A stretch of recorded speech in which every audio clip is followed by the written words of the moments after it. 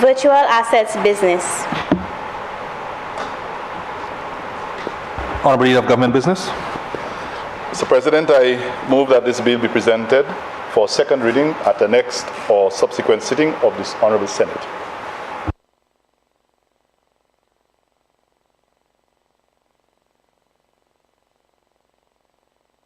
Honourable Leader of Government Business.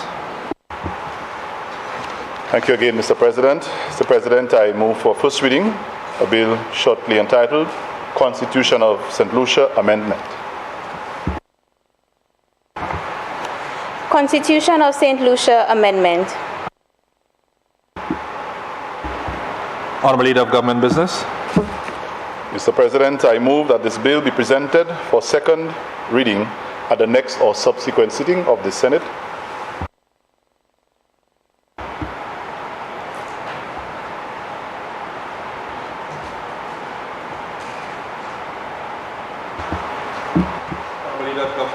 Honourable Leader of Government Business. Mr. President, I beg to move for the first reading of a bill shortly entitled Motor Vehicle and Road Amendment. Motor Vehicle and Road Traffic Amendment.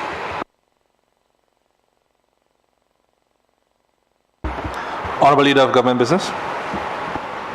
Mr. President, I move for the suspension of Standing Order 49-2 to allow this bill to go through its remaining stages at the sitting.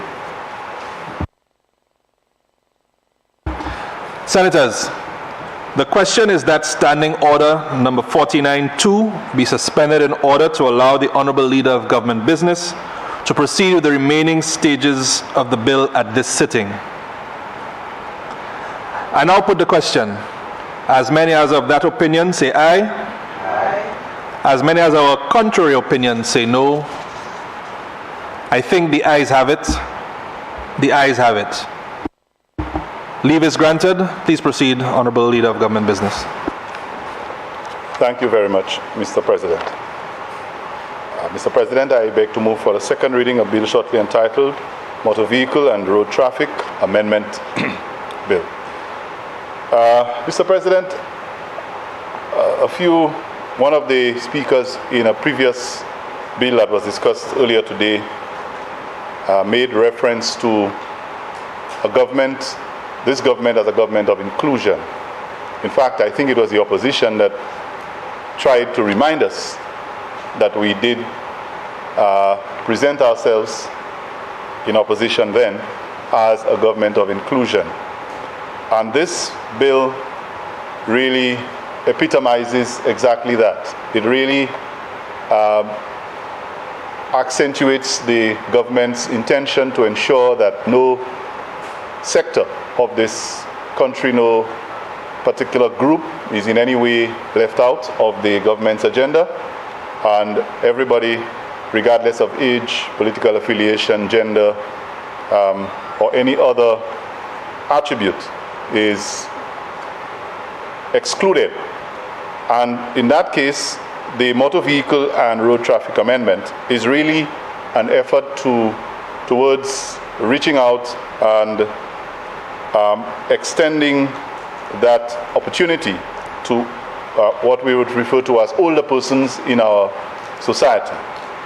The Motor Vehicle Road Traffic Act, Cap 801, the Act, as it is now, Mr. President, or Deputy President, it provides for persons over the age of 70 who wish to review their driver's license to drive another vehicle or to drive other than a public vehicle must undergo mandatory driving tests prior to the renewal of their license, which is understandable at this point.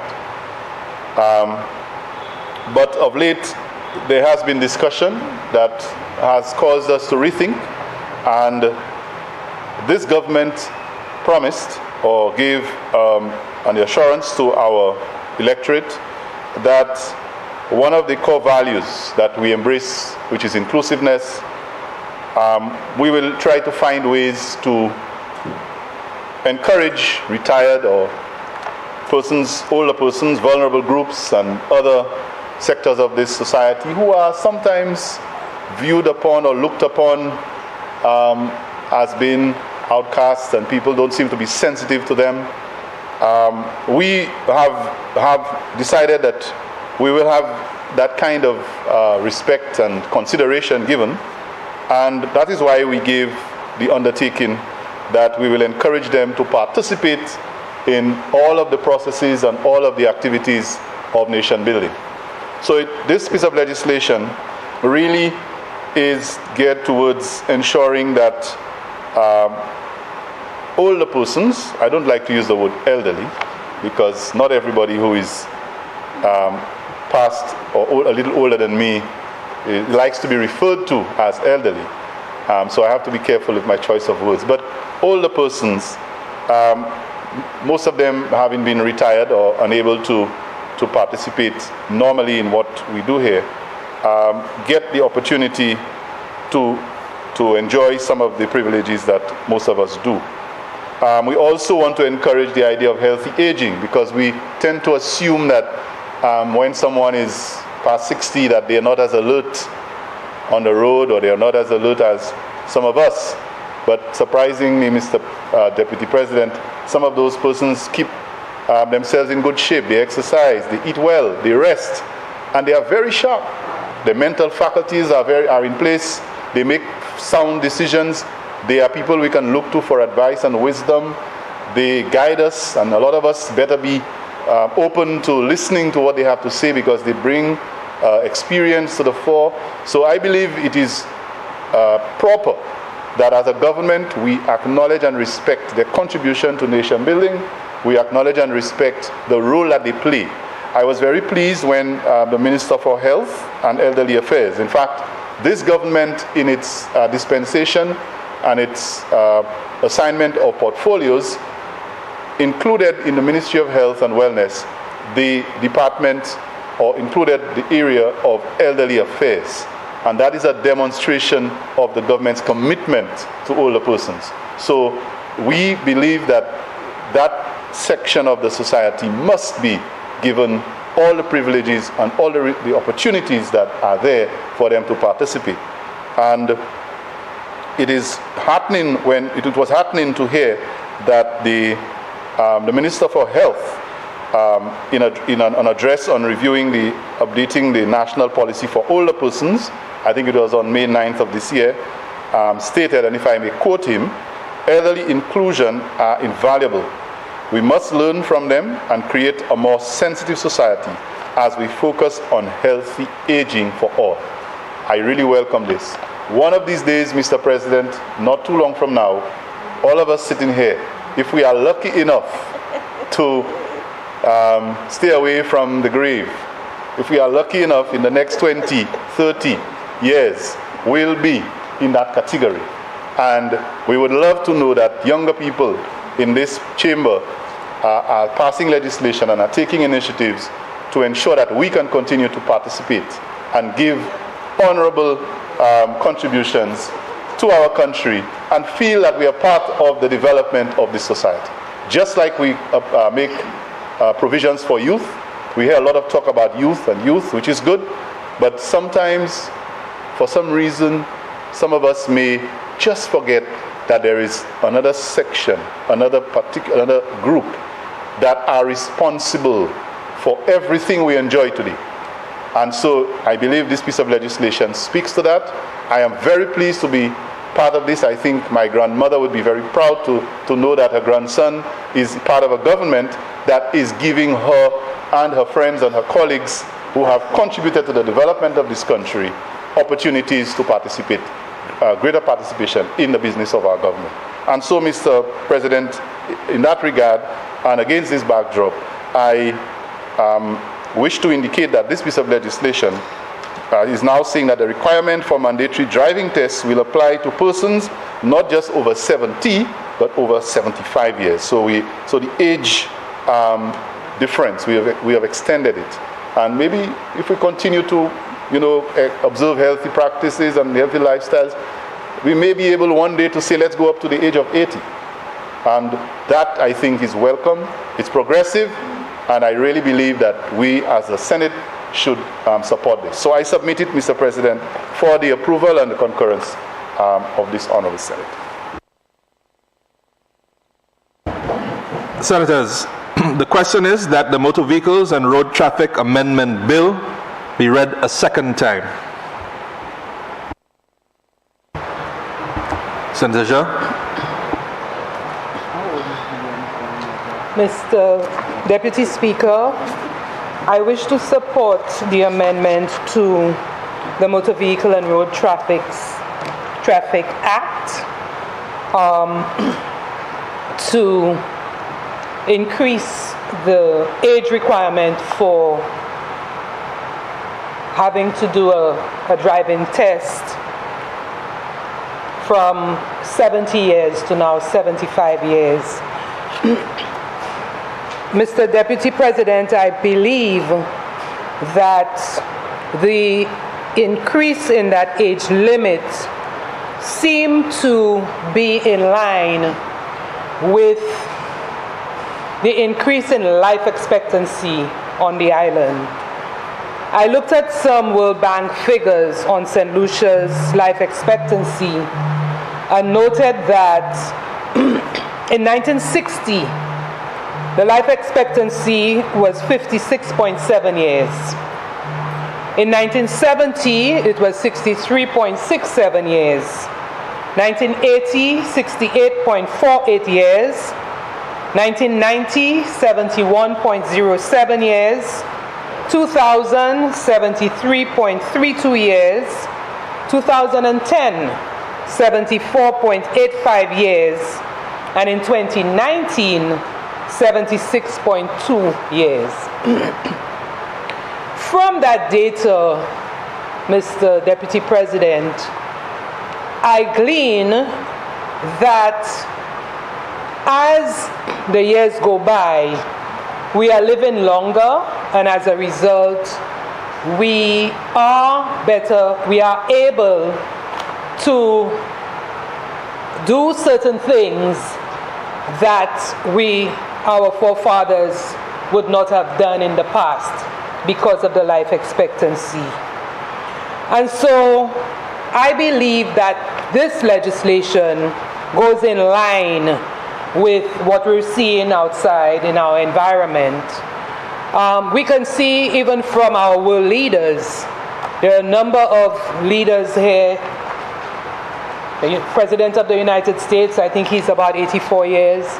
And you're seeing people who are older in age, but yet look younger in stature.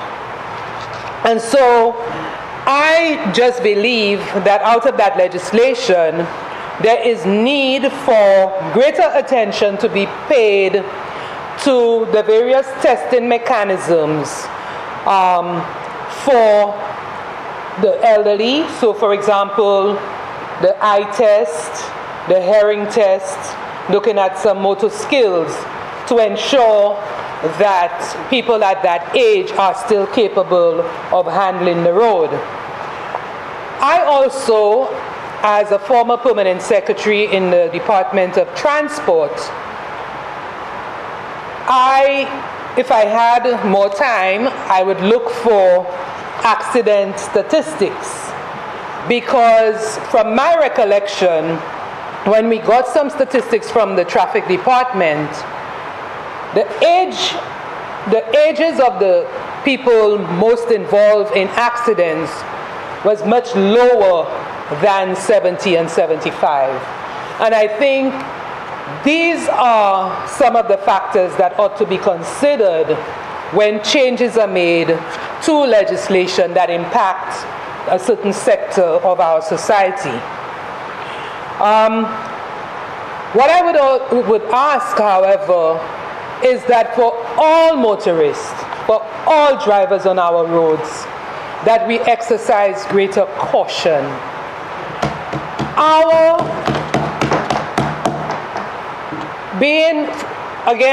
Going back in my infrastructure years, I believe, and it might be enshrined in the Motor Vehicle and Road Traffic Act, our national speed limit is 30 miles an hour. And if we comply to that speed limit, I am sure that our accidents, or I should not even call them accidents, because accidents, I'm told, are unforeseen. the collisions that we have on our roads will be much reduced if there is compliance with the national speed limit. Another thing that has to be observed is our terrain does not offer the luxury of speeding and overtaking in many areas. And so we must exercise the patience and tolerance as we traverse our roads. So I just want to reiterate my support for the increase in the age requirement for testing, and to ask our motorists, our drivers, to exercise greater caution as we traverse our roads. Thank you.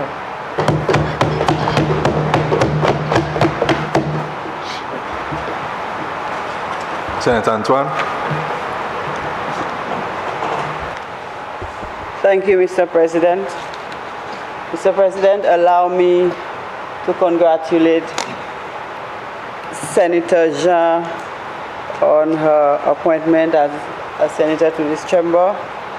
I heard her this morning, and let me tell her that I'm very impressed with her debut presentation today.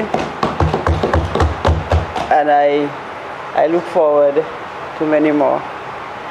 I also wish to recognize all the people of St. Lucia who have been battling cancer and all those who have survived. My mom had her share of trials this year, and I'm very happy that 3 weeks ago the doctors told her that the tumors are gone and she can enjoy Creole Day. My mom is 75 and she endured chemo.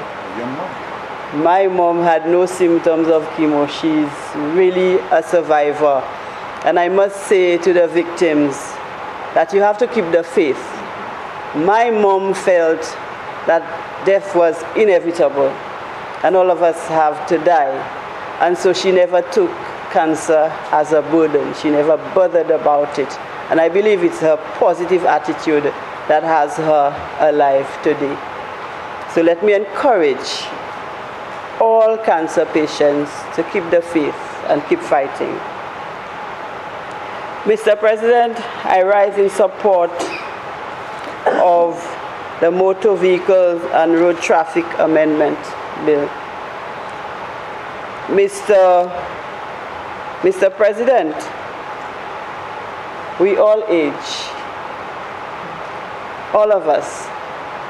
Some of us are lucky. I am very lucky that both of my parents are still alive.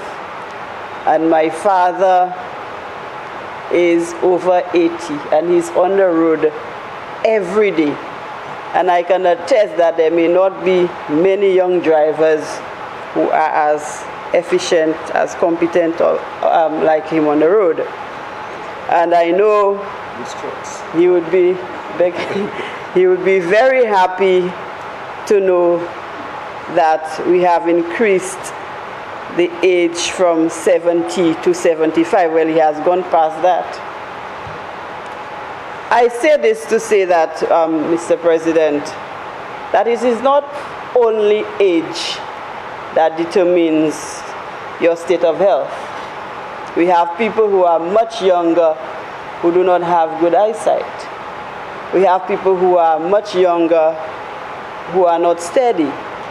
We have people who are much younger who suffer from so many other ailments. And therefore, we cannot discriminate against those who we call elderly, because trust me, my dad wouldn't want you to call him elderly. He's on his farm all the time. So we have very strong individuals, people who have lived well, who are in our society, who still make a very good contribution towards the society. Some of them own their own businesses. They carry out their businesses on a daily basis. And so we must give them the opportunity to continue to be active participants in nation building. We don't want them to feel that they are elderly, especially in our society when some people look at you before you are 40, they call you old. But I always feel that you're old when you are in a coffin. Before that, you're still alive and you can make your contribution. In some countries, as soon as you retire people, they start getting old in truth. But if you keep them active, they are in the community, they participate, they remain young. So this bill is quite apt at this time to ensure that those people who who are active in the society remain active. But we must understand, as I was saying earlier, that we have some younger people who probably need to go for testing regularly to renew their driver's licenses. I see some of them on the road, Mr. President. So maybe we may have to think of having periodic tests for drivers of different categories to ensure that the people we have on the road are safe to drive on the roads of St. Lucia, because we know what the terrain is like. We know some of the habits of some of our people.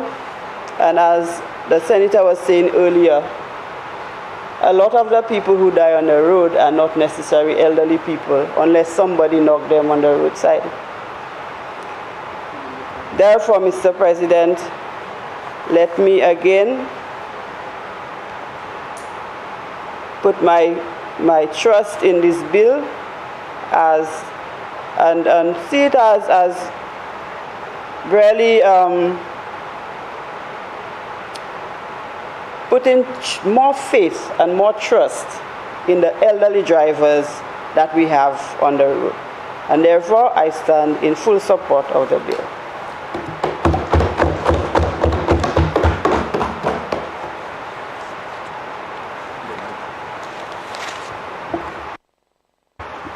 Honorable Leader of Government Business.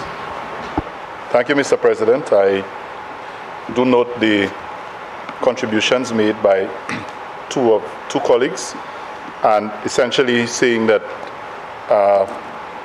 in addition to the age factor, that there are other issues that we may need to start considering as we try to make those progressive moves. And I picked up from Senator Antoine that perhaps in addition to the age factor, we should think about whether we can consider other factors that should make these tests mandatory, considering the amount of substance abuse that goes on among people who are not elderly. And so that is something that we can think about going forward. I think we can all agree that, as correctly stated by Senator Jean, that the life expectancy in our country has progressively gotten, the number has increased, the age has increased as we go on, which is an indication of a positive indication of our state of health, and there are lots of factors that contribute to the life expectancy of a country. So I think all of us should be encouraged by this, and as that continues to happen, we hope that such measures will not only encourage our elderly, but also signal to other road users that we are concerned about what goes on the road, and maybe there are some other sectors or other groups that probably should be subject to the same tests. And so we don't appear to be using age as the only factor to determine that you should be subject to testing. So having said this, Mr. Deputy President, I thank the members for their input, and happy to know that we are going to pass this piece of legislation to benefit particularly our older persons. I thank you, Mr. President.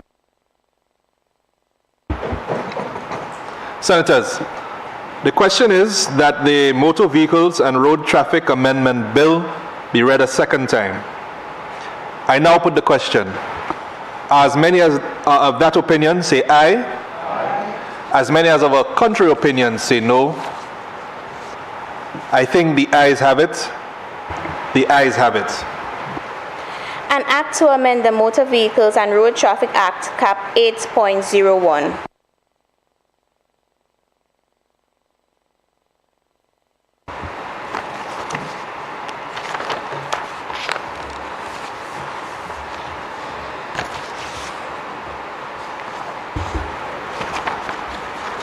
Clause 2.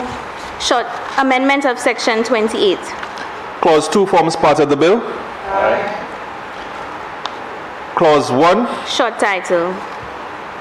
Clause 1 forms part of the bill. Aye. Senators, the question is that the committee rises and the bill be reported. I now put the question. As many are of that opinion, say aye. Aye. As many are of a contrary opinion, say no. I think the ayes have it.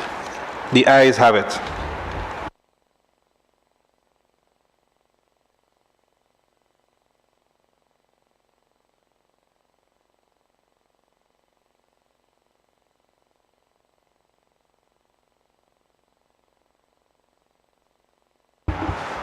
Senators, I beg to report that the Motor Vehicles and Road Traffic Amendment Bill went through committee stage with no amendments.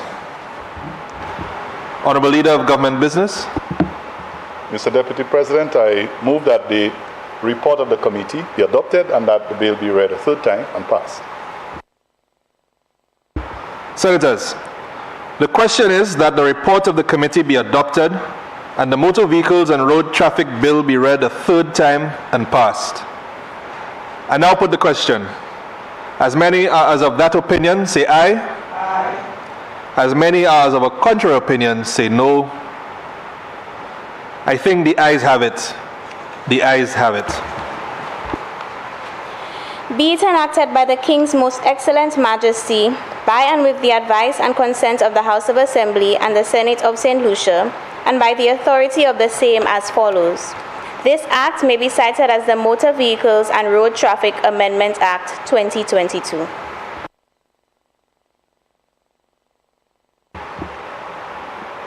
Honorable Leader of Government Business. Mr. President, I move that the Senate do stand adjourned, sine die. Senators, the question is that this House do stand adjourned, sine die. I now put the question. As many are as of that opinion, say aye. Aye. As many as of a contrary opinion, say no. I think the ayes have it. The ayes have it. Sitting adjourned.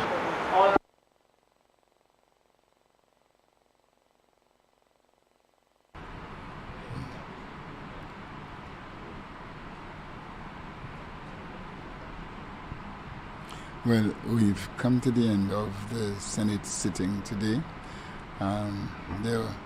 All senators except Senator Lucia was present, and of course the two major bills discussed today, or the three rather, the income tax amendment bill, as well as the motor vehicles road traffic amendment bill that was just debated a while ago, and the other motions as well was discussed.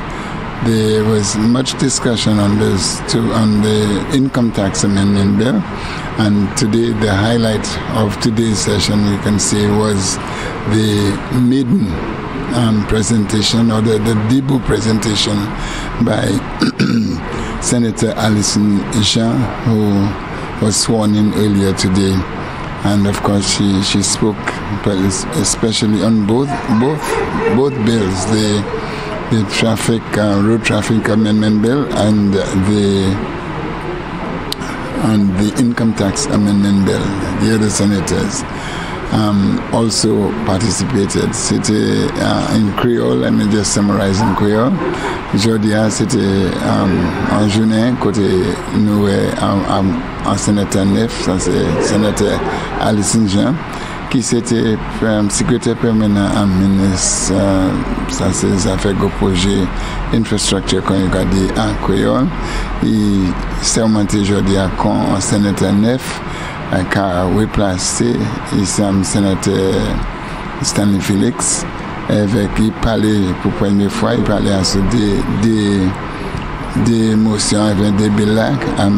C'était ça, ces changements en income tax avec côté plus qui 14 000 personnes qui joignent ça c'est bénéfice au gouvernement, il pas qu'à payer taxes avec aussi l'autre loi qui passait, c'est ça, Road Traffic Amendment Bill, ça c'est côté monde qui a l'âge, avant c'était l'âge 60 l'année, mais après le gouvernement a changé pour mener plus haut que l'âge 75 l'année.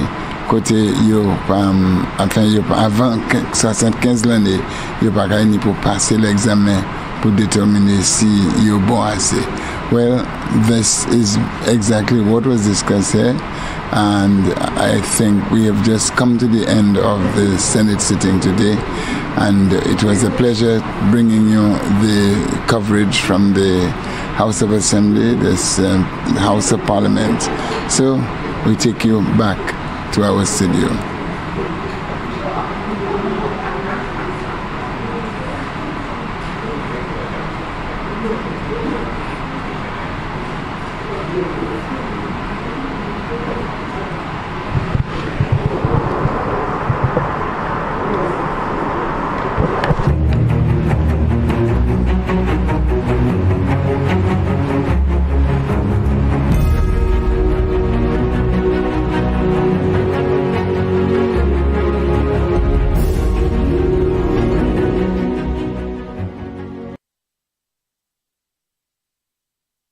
where we featured all the preschoolers. And from then on, we have been maintaining this interest. And we can see that it has gained interest and it has grown by leaps